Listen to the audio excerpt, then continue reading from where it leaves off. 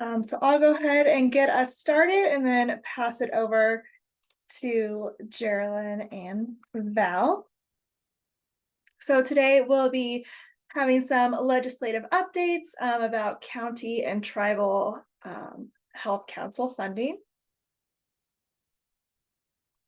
So we'll start with our land acknowledgement. The New Mexico Alliance of Health Councils humbly recognizes and acknowledges we are on unceded territory and ancestral lands of the original peoples of New Mexico's Pueblos, Apache Nation, and the Navajo Nation. Together, we acknowledge the history of genocide, dispossession, colonization, and ongoing systemic inequities while strengthening and respecting relationships with Indigenous peoples. We give thanks to the past, present, and future stewards of this land and respect all tribal nation sovereignty. In offering this land acknowledgement, we affirm Indigenous resiliency, self-determination, and self-governance of New Mexico's tribes and nations who are still here today. So, again, welcome everybody. So I will just give you a few reminders real quick before passing it over.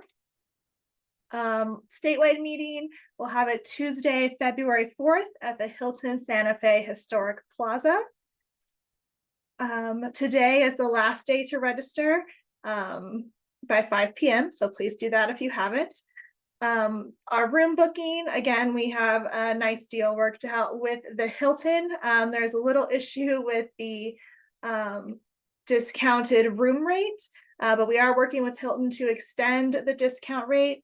And if you opened the email this morning for this reminder, there is an email in there to contact our contact, Christine, there if you're having any issues booking. We'll have a few social events coming up, hosted by a few of our fantastic health council coordinators. So Monday nights, you can hang out with Joanne from Catron County. Still working on a location, but it will be Monday from 5:30 to 7:30. Tuesday, you can hang out with Enrique from the Health Equity Council in Bernalillo. So we invite everybody to come, mingle, network, get yourself some snacks, and just kind of relax. And then Public Health Day will be the following day. The day kind of opens at 8 a.m. At 9 a.m. We're going to have a special advocacy training with Carter Buddy, who is just an expert in advocacy. It's a fantastic way to come work on your advocacy pitch, get a little bit of, boost in confidence to engage legislators, enlist their support for recurring optimal funding. So we would love for you to come, be a part of the training, and then stick around for Public Health Day. We have some great speakers, performers, all of that. And then on-site advocacy at the Capitol starting at 10:30, and we'll start making some advocacy rounds. So I think those are all my notes, unless Anna has anything to add. She's been great at leading and helping to set everything up.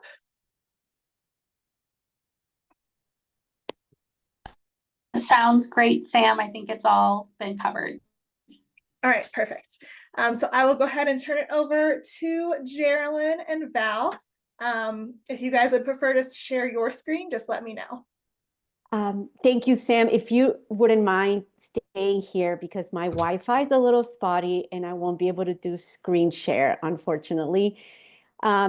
Welcome, everybody. Happy Friday. So great to be here in this space together as we get ready for legislative session. It starts next Tuesday, January 21st. The Alliance, small but mighty team, has been on all hands on deck this entire year leading up to the session. And of course, particularly this last couple of weeks, getting everything, all of our ducks in a row to have a successful legislative session. And we'll get into that in a little bit. And as most of you know, my name is Valeria Alarcón. I am the Executive Director at the New Mexico Alliance of Health Councils. in support of all county and tribal health councils. Geraldine, would you like to introduce yourself? Yes, thank you, Val, and good afternoon, health councils and partners. I am Geraldine Antonio. If you haven't already met me, I work with the tribal health councils. So yes, my role here is the tribal liaison. Happy Friday, and I hope you're all staying warm. So thanks for that reminder, Margaret.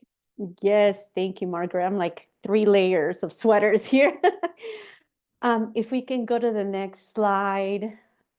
Oop, that's the last one. I know sometimes Canva can be a little funny. Okay, yeah, there we go. Thank you, my friend. So great news, everybody. Representative Thompson has, as of this last Monday, filed the funding bill for health councils.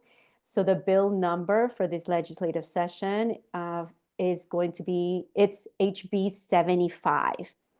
And she is already engaging with legislative support to co-sponsor. So Representative Armstrong will most likely co-sponsor with Representative Thompson. And of course, Representative Tara Lujan has expressed her continued support. So she would be co-sponsoring, as well as Senator Stefanix, Representative DeWanda Johnson, Representative Chatfield, Representative Lente, and Representative Joseph Hernandez, who is taking the place of Representative Allison. As you may all know, our biggest and strongest champion at the legislative session, Representative Anthony Allison, has retired.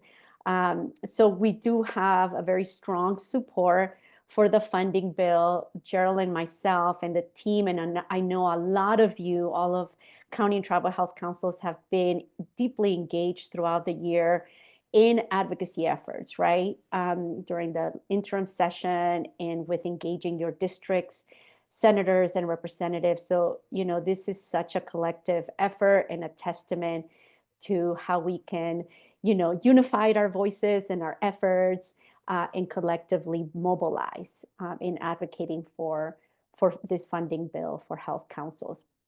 I want to also say that the team and I have updated all of our advocacy toolkits and contact information. So we're going to get into that in a minute. But this is definitely a critical time between now and the end of the legislative session. You know, every phone call, every email to members of House Appropriations, particularly Representative Small, members of Senate Finance, particularly Senator Munoz, and of course, calls to our governor. Every advocacy engagement helps our collective effort in getting as much support at the Capitol during this legislative session. I also want to highlight, just as recent as this week, and of course, as you've seen year-round, the Alliance leads a visibility campaign, a public awareness campaign to bring more awareness about the important, critical, impactful, meaningful work that county and health councils lead throughout the state. And as recent as this week, Geraldine trekked out to San Ildefonso Tribal Health Council as a New Mexican, did a cover story, which we're hoping comes out early next week as we, you know, as the legislative session commences. Geraldine, would you like to chime in on that or share any updates on that? Yeah, happy to. So we met with the Health Council, and Heather from the New Mexican came out to interview the coordinator and some of the Health Council staff. So they gave an update on programming, the way the funds for the current fiscal year, the $80,977 from DOH has been utilized, and hitting on some other recent success indicators. And they also spoke to how increased funding could really support the tribal community. And what was really great was the New Mexican was able to come out and take pictures of an event that happened, which was a mobile food pantry. So Yeah, that will be coming out on Tuesday, and we'll be sure to share it out with health councils and on our announcements. Thank you, Geraldine. And just as recent as today, I was actually meeting with a PBS New Mexico in Focus to set up interviews to feature tribal and county health councils in how they're coordinating access to services for various populations, like our elderly population, homelessness population, all the prevention and intervention work that you all do. So more information to come on that. Most likely it will be done over Zoom. As you know, and a lot of you have participated in the radio show that the Alliance co-hosts called To Your Health on 103.7 FM and also streaming online at santafe.com. That's been another great way throughout the year to bring more visibility and highlight the impactful and meaningful work that you are all driving around the state. Yesterday, we were also invited to join Representative Thompson to talk about the importance of HB 75, the funding bill for health councils, at the Richard Eads show. And in a later slide, we'll have the links to these podcasts so that you can take a listen to, and you're welcome to also repurpose that and include it in your own advocacy outreach via email, social media, and so forth.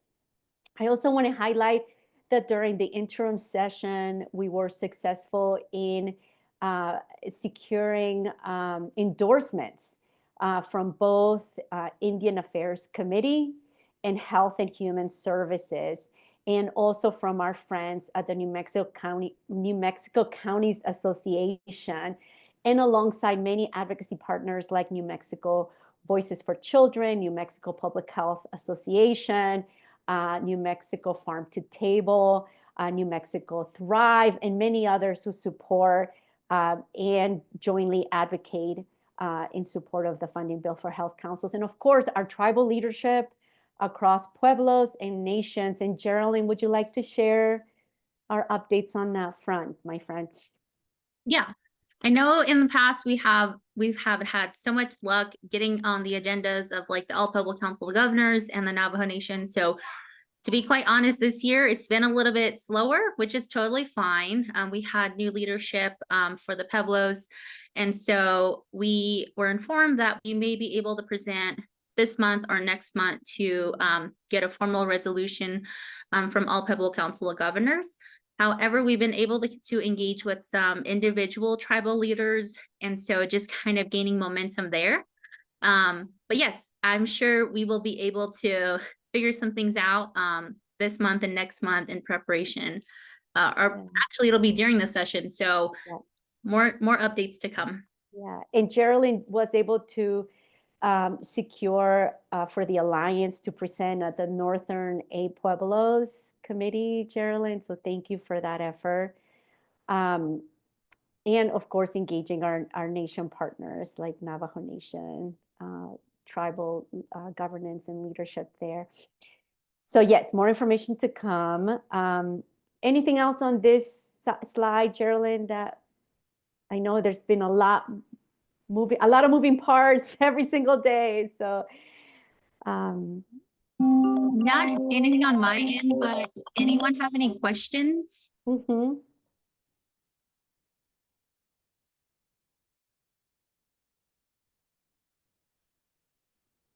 And we have a number of health councils joining us today. So if you have any reflections, Margaret, Joyce, Eugenia, Samantha, Shelley, just feel free to chime in. We're happy to dialogue and answer any questions you may have and capture your thoughts and reflections or feedback. Okay, we can move on to the next one, Sam, thank you. So one of the strategies that we're driving this year to show in a branded way, in a very visually branded way, our united front, right? As county and tribal health councils, we're over 109 strong across the state with the Alliance and our advocacy partners, and also your respective community members and partners. we've created this advocacy communications toolkit that we encourage and invite all county and tribal health councils and partners to utilize when advocating, right, on behalf of this funding bill or reaching out to community via social media or email, so that we are conveying a unified message, right? And so there's 3 elements to this strategy.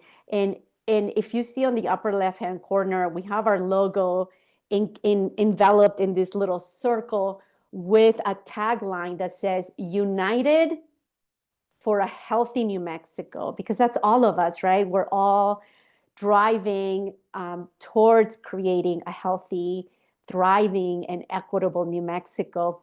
So that's been a tagline that's been at the heart of our advocacy messaging, and we invite you to utilize that. And we put together a toolkit that you can utilize in these 3 ways.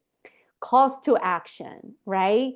When you are petitioning to the government, to the executive branch, to legislators, this is a great way to show a unified voice, right? A unified message. Also via social media engagement. A lot of you have social media presence in Facebook, LinkedIn, Instagram. On your website, you can also include this seal, the Alliance logo, United for Healthy New Mexico, as a show of solidarity that we're in this together.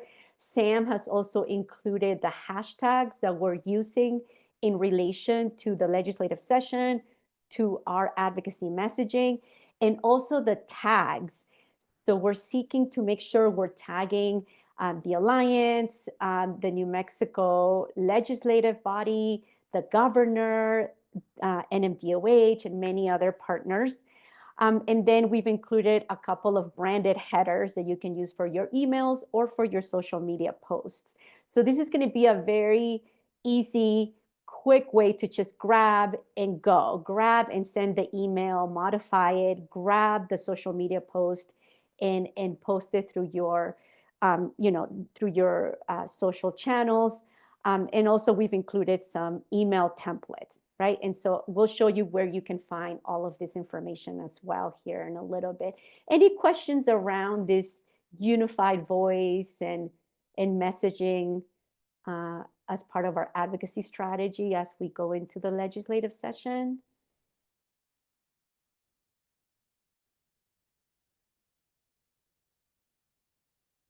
Okay. I'll just add that I dropped in the chat the web address that you can go and find all of these right now to download them. And then also in this morning's reminder email, there was also a link to it in there. Yeah. Thank you, Sam. And this is another way to catch the attention of our executive branch and legislative body, because they often, obviously they hear from all of us, including county and tribal health councils and the Alliance every single day.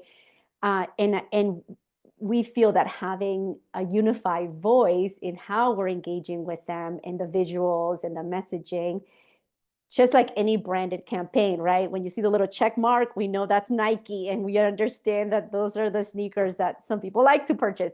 So kind of think of it in that way. We're showing a unified front, statewide, county and tribal health councils, community members, key partners, in a unified voice. What are we asking for? We're asking for reinstating recurring optimal funding to leverage health councils for success in service of community members statewide. Yes, and this is where Sam has included 3 sample social media posts so that you have a visual aid. She's included the link in the chat where you can download this one, and they're very, you don't have to do much with this, it's already branded, but when you post, you can include your own call to action, right? And tag the governor, and tag the New Mexico legislation, and tag the Alliance. And then in this 3rd sample here, you can include your logo. So it's a show of solidarity that we're in this together. Again, the unified advocacy communication strategy is to mobilize all of us together with one unified voice, petitioning the government to invest in health councils.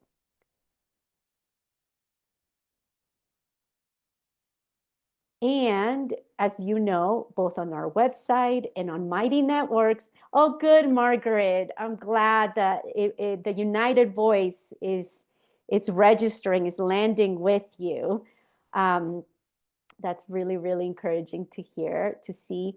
And on that note, with additional tools, you know, you have access to your advocacy roadmap, you have access to your advocacy toolkit, now the comms kit, right?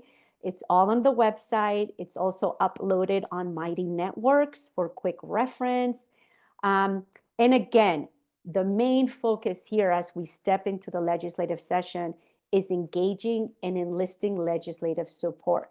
What's very clear is that the reason why we were successful in securing that $3 million for the first time in 13 years, this last legislative session, was because we were able to engage legislative backing, right? So legislators were the ones that said, hey, this is clearly a priority. It's been a priority for a very long time. There's been many legislators who've been advocating for this for over a decade.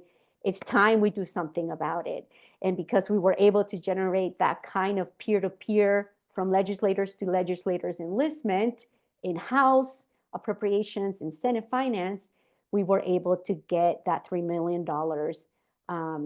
in support of Health Council. So calling and emailing, and this literally takes 5 minutes, calling and emailing the governor, calling and emailing members of House Appropriation, Senate Finance, Lieutenant Governor is a huge fan of Health Council, so calling him as well. And as we get the updated contact lists from members of House, members of Senate on Monday or Tuesday, Sam is going to update those contact lists. So they're just quickly grab and go from the website, grab and go from Mighty Networks. Anything else here, Geraldine or Sam, that's important to highlight that I may have missed, or questions from health councils? I'm just also going to add, in many situations, you may or may not be able to reach your representative or senator directly.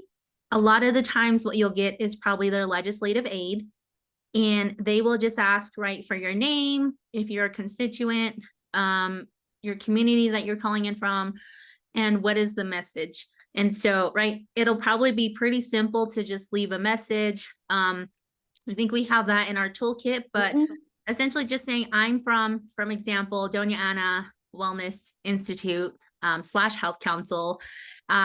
We are just calling and asking our representative to support the increase of funding. And depending on your health council and the way you can advocate or not, can include the House bill. So just keep that in mind. You probably will get a legislative aid more than likely. Yeah, thank you, Geraldine. And in the advocacy toolkit, you'll find the blurbs. You know, it's like 1-2 sentences for when you make the phone call, and you can, modify that to reflect your voice. Also email, you can just copy and paste the text that it's in the advocacy toolkit and just modify it so it reflects your voice. And what's really good about this is that the more traction that we make on calls and emails, at the end of the day or throughout the day, legislators are checking with their aides, and their aides, if they're getting 150 phone calls on a specific, request or funding bill or legislation, they will notify the legislator and say, oh my gosh, we're getting a lot of calls around this. Be aware, we've received 125 calls just on this one legislation.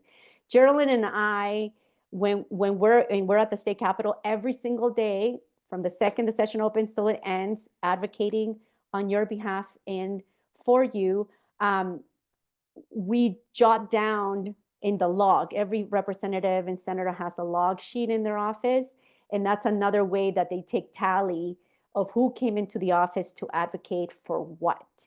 I think, Geraldine, one time we tracked our steps at the Capitol. It was like 5 miles in one day. Yes. Going to every single office, particularly focusing on members of House Appropriations and Senate Finance and the governor's office and lieutenant governors and Speaker of the House and so forth.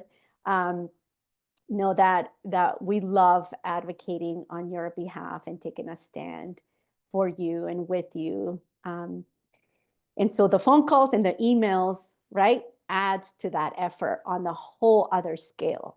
And they're listening. They are listening. Representatives and senators are listening, and they really like to hear from health councils directly. Great.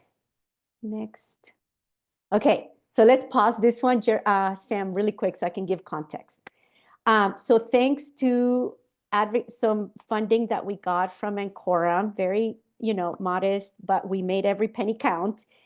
We were able to produce 3 PSA videos, a 15-second, a 30-second, and a 60-second that we're including both on our website. We're sharing them all with you, so you all can also use them for your own outreach and advocacy efforts.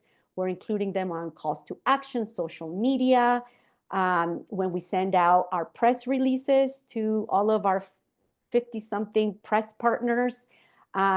It's another way that we can bring visibility to the great work that you're doing and what is most urgent going into this session, which is enlisting the government to reinstate recurring optimal funding, right, for health councils in service of communities. So Sam is going to play all 3 so that you can see what we were able to curate thanks to our Ancora funding that we received last year. Go ahead, Sam. Oh, the sound is out, honey. I think you might be on maybe headphones. Yeah, let's pause and.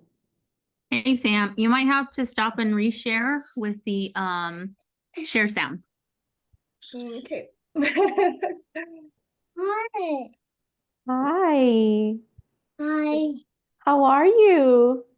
Uh, Are you working with mom today? yeah. There's baby Ashton, our strongest advocate for health councils. He comes to the Capitol too and advocates, just so you all know.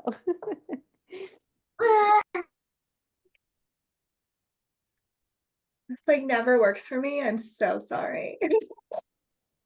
Audio. It says it should be coming to you. Geraldine, are you able to view them maybe with? Yeah, I'm gonna try and pull it up here. Great. Thank you everyone for your patience. Zoom can be a little funny in these ways.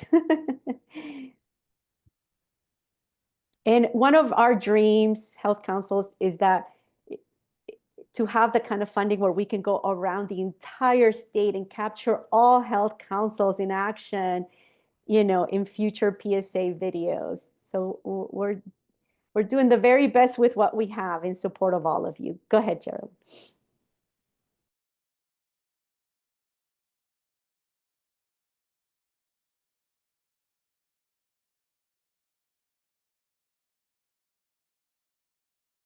County and tribal health councils have been in existence since the early 1990s. Health councils have been severely underfunded since 2010. The Hopewell Health Council is a group of individuals from the community. I think this is such a great opportunity for the state of New Mexico to invest in this critical system to really improve quality of life and well-being of all New Mexicans now and for generations to come.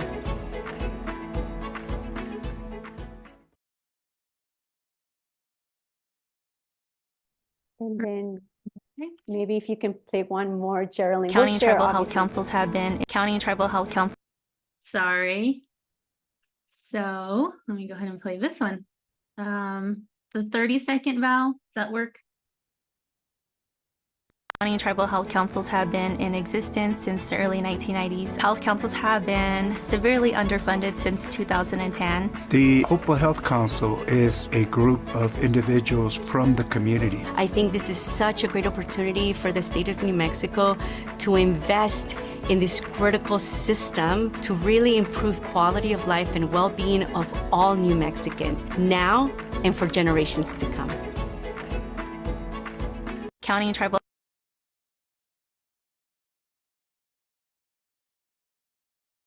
Health councils have been severely underfunded since 2010. I think this is such a great opportunity for the state of New Mexico to really improve the health, quality of life, and well-being of all New Mexicans now and for generations to come.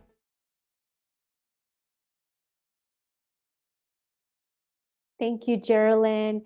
And my friends, the reason for the variation in 15 seconds, 30 seconds, and 60 seconds is because, what we know to be true about social media, for example, you got to catch people's attention within the first few seconds. So a quick 15-second post, would be great for social media with a link to the 60-second one, for example. So you can really play with these 3 PSA videos for social, email, and for your website, your newsletter at your next Health Council meeting, for example.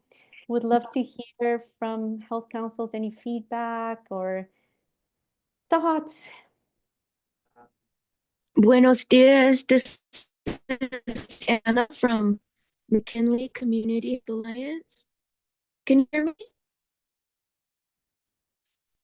It's cutting in and out, Anna. Oh no, darn Oh, it. We can hear you Let now, me actually. turn. Let's see. Okay. I want to commend, my God, leadership. It's such a beautiful thing to see women united and women active in making this a reality for us, bringing abundance back to community. It's such a beautiful effort, and it's really reflecting Nuevo Mexico in terms of the different places that we come from. I just want to commend you, and I wish we could put some green and red chili on the slides. Just kidding. Oh, I'm all for that, Anna. But love you all. I just wanted to also recommend that I don't know if you heard of New Mexico Rural Health Association. Mhm. It's new. I'm on the board. I want to make sure that our folks get this as well. So my little role is just helping connect folks. Thank you. Ajá. Thank you, Anna. Gracias. Gracias. You have a big role, my friend. You have a big voice, and you're so deeply connected to community. And that extension and that unified voice it's what's going to tip the scale here. And on that note, Anna, this work for the Alliance, for us, Gerald and myself, I can definitely speak for the two of us, and I know with Sam and Anna and our interns, this is not a job. This is really personal work, because we believe that we have the dedication, the commitment, the wisdom, the expertise, the love for our communities, todos los ingredientes, all that it takes to create a healthy, thriving, and equitable New Mexico. And this is very personal work for us. That's why I get emotional. Well, sister, I know your story, and you have so much love from people that don't even know you. And this is what it takes. And you in that position to lift the voices in such a beautiful way. Just thank you so much. Thank you, Anna, because every day I wake up and I think of all of you, and you are why we show up the way we show up every single day. So thank you. We're in this together. We're stronger together. And I so believe that just that we were able to make the impossible possible this last session with the $3 million for the first time in 13 years, we can make more happen, because our communities deserve so much more. So I'm so grateful. Yes, I'm so grateful for all you do, all of you. Thank you. Let's see if there are other comments in the chat. Yes, thank you, Sam, for sending the link on the YouTube. very helpful. So folks can grab those, you can download them, you can reshare them. Thank you. Thank you, Geraldine. Yes. Beautiful. And the next slide. So my friends, we have some really great partnerships with other coalitions, other groups that are also including funding for health councils in their bills, in their legislative bills. We've been advocating on these sort of joint, making sure health councils are included in these other areas because of the work that you do locally. Of course, in terms of our legislative priorities, at the heart of all the advocacy we do is in support of county and tribal health councils. And we wanted to include the other three legislations that we've been in support now for a couple of years or maybe longer. The Health and Climate Program, which is really at this point designed to allocate some funding so that the state can assess and identify mitigation strategies for how climate is affecting health. So that's a little soundbite. There is a bill number. You can read more about it. There's no funding right now in that bill for community initiatives. It's just for the assessment, the study, and the mitigation strategies. Once they come back with those outcomes, then the bill is going to Representative Cristina Ortiz. I think that next step is to include funding to address climate impact on health. The other one is the Alcohol Alleviation Coalition, the Alcohol Harms Alleviation Coalition with Representative Ferrari. This has been a few years now. I know Jeannie from Valencia and our board member has been so deeply involved in that coalition, those efforts, as well as Shannon Barnes, I believe. Anyways, Representative Ferrari is introducing this funding bill again this year, and it does include funding for preventive measures for addressing alcohol harms. And so health councils have been also included and highlighted as an important partner to invest in for this specific funding bill. And then the other bill that we learned about during the interim session in December at LFC is Senator Munoz and Senator Listefanix, who Listefanix is a co-sponsor of the funding bill for health councils. They are leading a $1 billion trust fund for behavioral health services.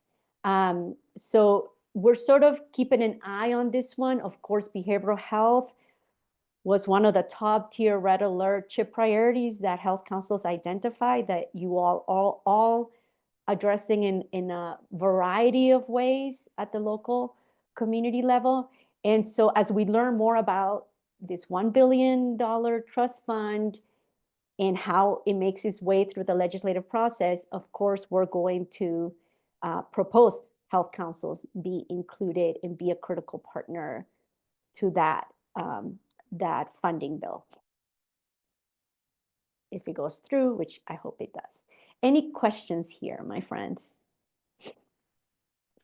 I just wanted to make a comment. Did you already go over that we have 28 new legislators?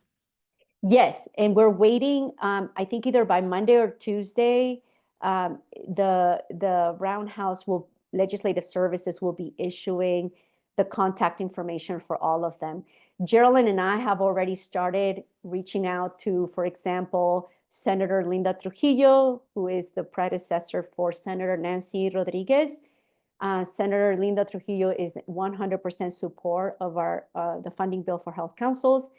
I've invited her to sign us as a sponsor. Geraldine and I yesterday met with Representative Jose Hernandez from your district, Ana, who is the successor of Representative Allison. He too is going to support the funding bill for health councils. So Sam's got eyes on legislative website. As soon as those new contacts for those 28 new representatives are issued in terms of like room numbers and aides and all of that, we're going to issue that as well. You're on it, girl. Oh my God. Thank you, Anna. We love our health councils. We're doing everything we can.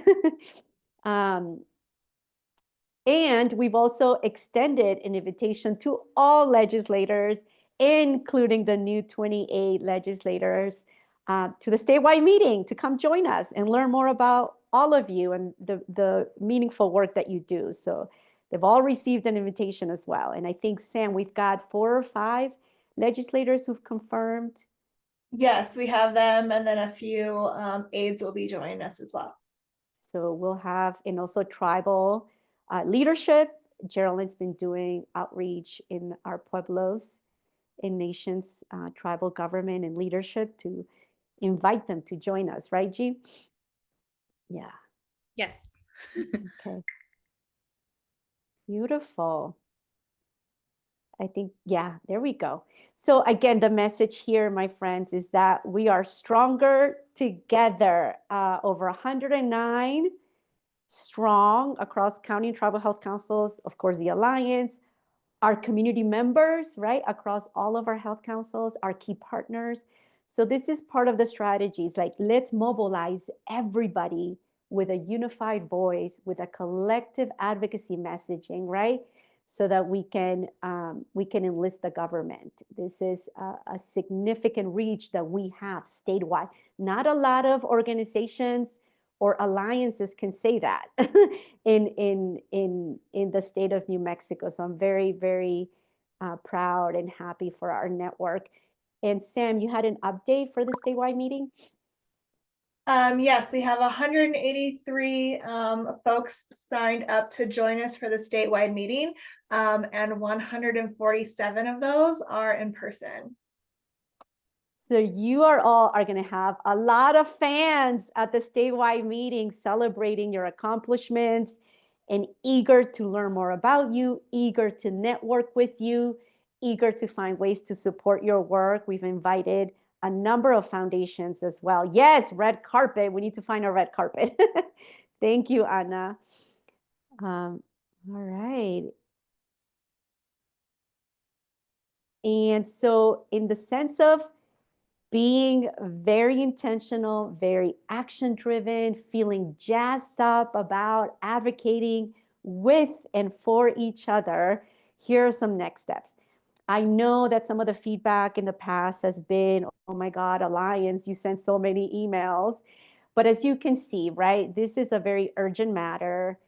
The way that things play out at the legislative session is moment to moment. But here's how we are approaching communication with health councils going into the session to not overwhelm folks with emails. So every Monday, the Alliance sends out a health council email. And in that email, we provide updates on training opportunities. Coming up would be the peer learning, more information to come. But of course, top of the email is going to be advocacy updates. So this is what we're going to keep you informed as to week, what's happening on the legislative front. We also have Mighty Networks. And I just want to say thank you to health councils for taking time to join.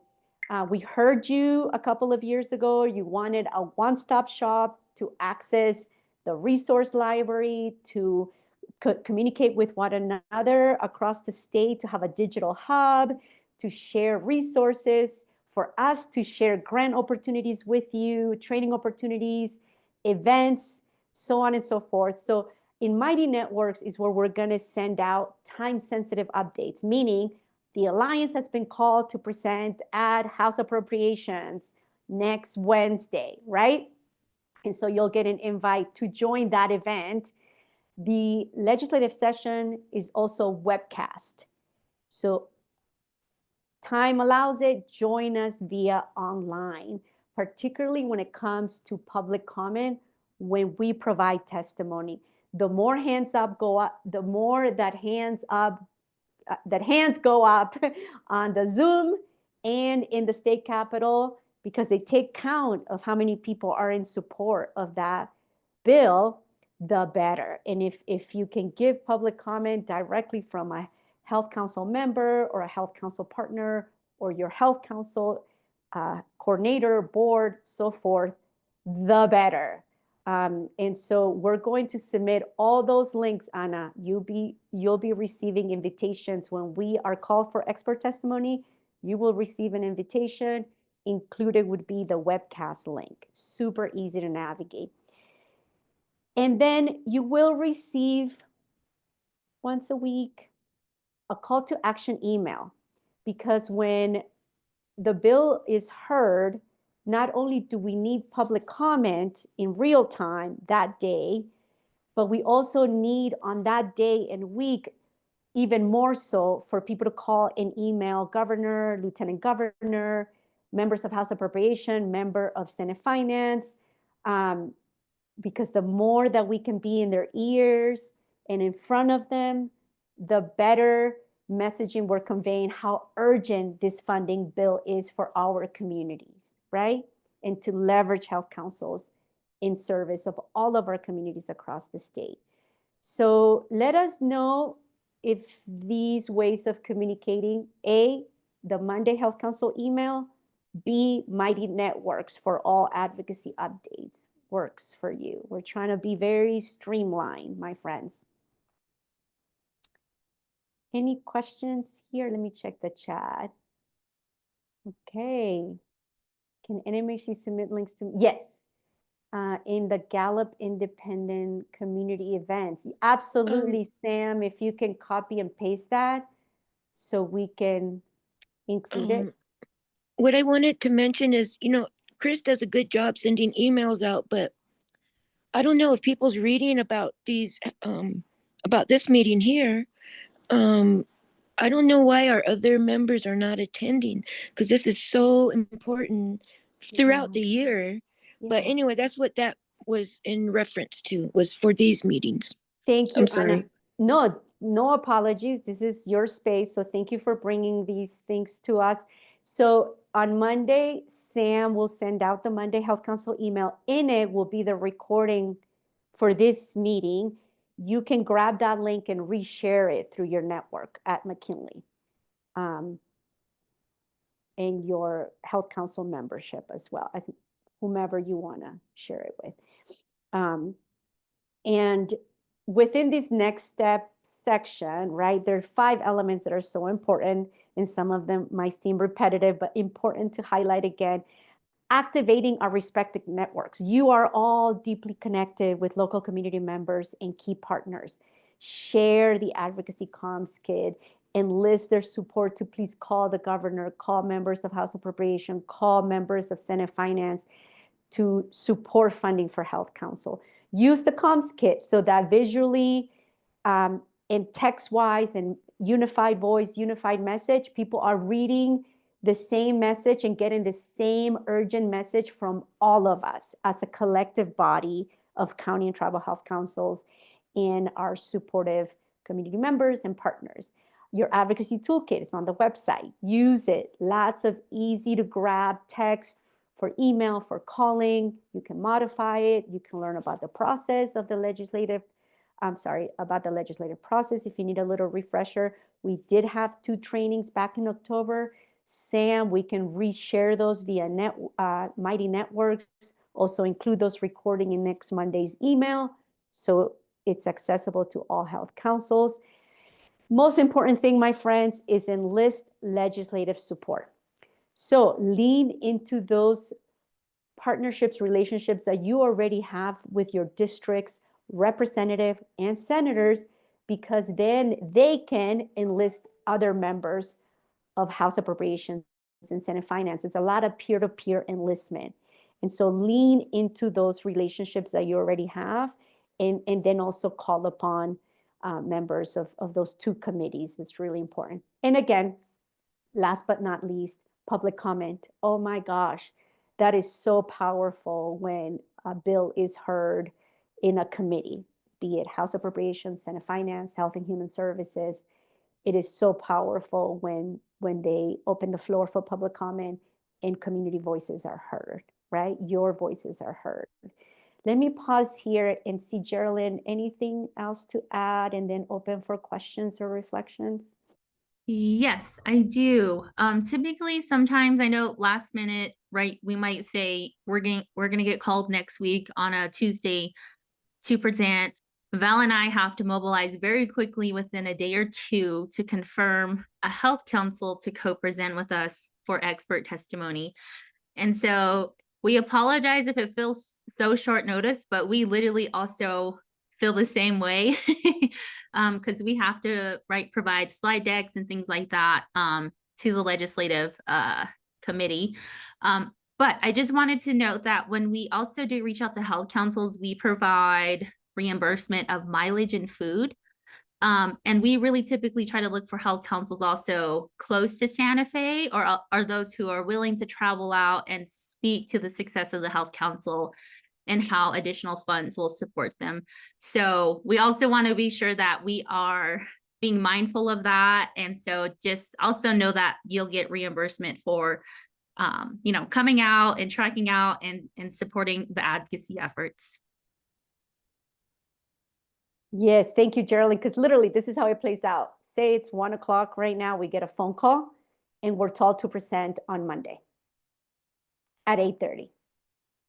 And Geraldine and I already have our decks pre-baked. We do some updates depending on who it is that we're speaking, what they've asked for in the past that's important for those legislators. And then we're like, okay, which health council can join us? Because it is so powerful when we have a health council next to us and they can contextualize. I mean, we have so much information from everything you share with us, right? But it's so powerful when a health council is there and can contextualize themselves. This is what it's like in our communities, legislators. So thank you for going that extra mile, literally. Any questions or reflections or concerns?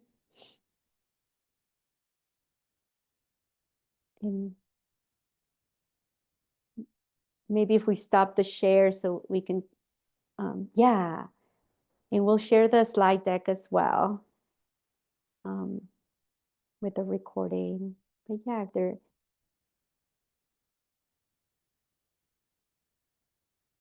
Val, if you don't mind, I've got a lot of questions from health councils about the total funding ask and the discussions that we've had with DOH around the disbursement, because, it's in the past, it's been divided equally, but how that would look like this year, because we have a bigger ask.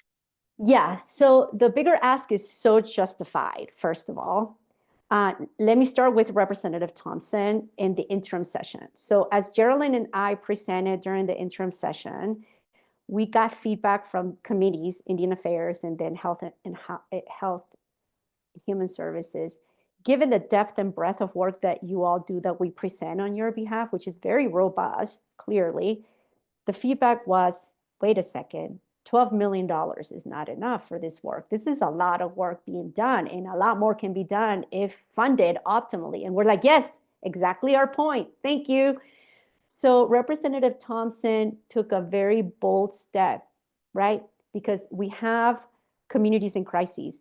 We have health councils who are so, solution-driven, in the moment, innovative, collaborative, to meet the needs of community. And then of course, there's those strategies that take a little longer time to implement.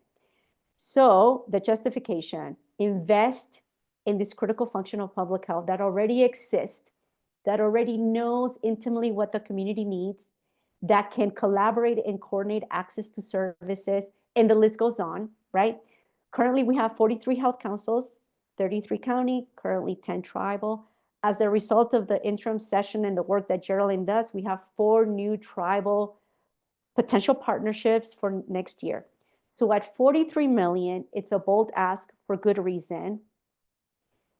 Not only will it resource health councils at an optimal level, and we did a survey with all of you to understand what optimal funding looks like for each of you individually, but also we have 9 remaining pueblos that we need optimal funding for. We have 50 or 60 chapters just in Navajo Nation on the New Mexico side that we need funding for.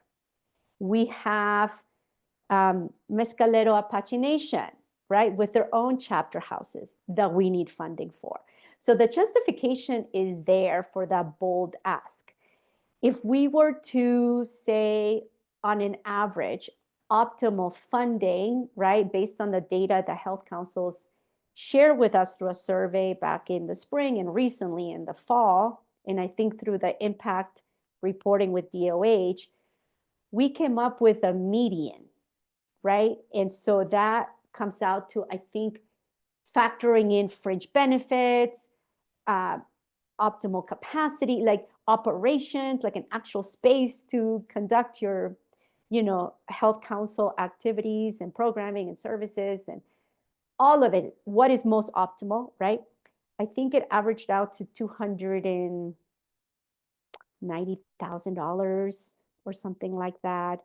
And so Representative Small, for example, he wants to know what is optimal funding per health council, what is optimal funding at an average or a median, and how many health councils solely rely on state funding, right? I think there's 15 health councils that rely just on state funding. They don't have a combination of funding sources, right? A diverse funding profile. And so looking at those 15 health councils, let's say, worst case scenario, funding doesn't come through, right? Those 15 health councils who rely solely on state dollars are at risk. That's a potentiality. That's a potential reality. So that's part of our urgency messaging to them, right, as well. So we are, thanks to all of you for taking the time to share that information with us. We put together the information and share it with, let's say, Representative Small, or when we present, so that legislators understand the unique needs of every community and what do we mean by optimal funding, right? And there's a scalability aspect to this, because in one fiscal year, right, what health councils and how they can scale is going to look different. But the most important thing is that the money is there for health councils to scale in the ways that they need to scale. So for one health council might be, I really could use 2 full-time staffers, right? I really could use having a meeting space. I really could use having the funding to carry out public health education events, prevention efforts, the list goes on. I really could use funding to do incentives to engage the community members, to cover transportation, to cover meals during the meeting, childcare services, right? Every health council's priority list looks different around their operations. The other message that we're conveying that I think it's important to highlight here is that health councils need to be looked at as a function, operational function of public health, much like a state agency.